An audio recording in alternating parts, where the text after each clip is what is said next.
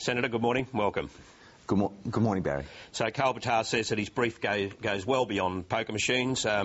He'll be working on tourism and what he says, in quotes, problem gambling. Well, that's right.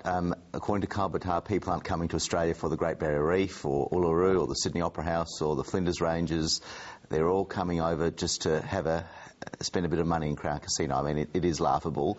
And the fact is, in other countries, Kalbatar couldn't get away with this. In the US, there are strict rules between those who work in the executive arm of government, political staffers, and working for companies against the very interests for which the government they worked with were advocating. So Kalbatar couldn't get away with this in the US, but apparently he can get away with it here. We'll talk about the rules in a moment, but he does make the case that Singapore, for example, has significantly boosted its tourism through 2 new casinos. It is a big drawcard to international visitors. Well, I think the Singapore market, you have a situation in Singapore where the jury's still out in terms of the social impact of that. But the fact is, the issue that Kalbatar will be retained for by James Packer, and James Packer is not a philanthropist. He's there to try and nobble these poker machine reforms. The high rollers come in here not for poker machines, they come here for table games. So there is a clear distinction between the two.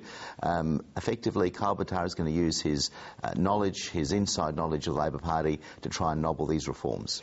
OK, we'll go to that now about what rules should apply, because he does make the point in that same interview that he's not a minister, he was never an MP, and he was never privy to cabinet discussions. So why should the same rules apply to him? In the same way that in the United States, if you're a political staffer working for the executive arm of government, you ought not to be able to switch sides within a 2-year period. Kalbatar is in a unique position.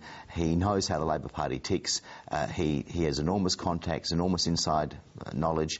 He worked at the highest levels with government in terms of decisions being made. So, presumably, including the decision to have some sensible player protection reforms as a result of the deal with Andrew Wilkie. So I think it's a bit rich for Kalbatar to say that all that inside knowledge is something that he can simply go from switch sides to actively campaign against these sensible reforms. There is a difference, though, between him and a political staffer. Political staffers are paid for with taxpayers' money.